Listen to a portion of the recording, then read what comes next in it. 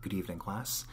As I was watching television this week, I picked up on two messages in particular regarding gender roles and socialization, one for men and the other for women, but both of which I think are troublesome in their own ways.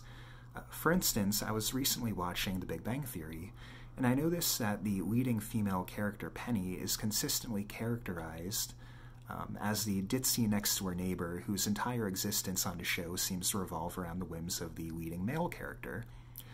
She is less a character in her own right than she is a vehicle for romantic wish fulfillment for the male character in relation to him.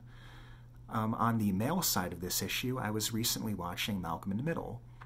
And again, I noticed that the father figure and husband in the show, Hal, is consistently characterized as this bumbling, helpless figure in the domestic realm.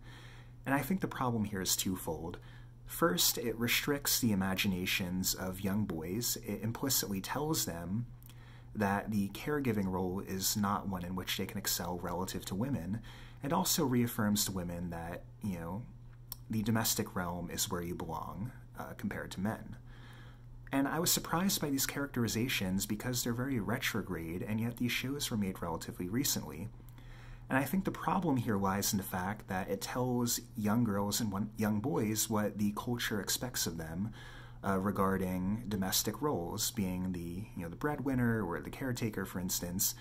And I think the role of technology here is quite important because technology can either amplify or reshape the messages that we're getting from these various forms of media.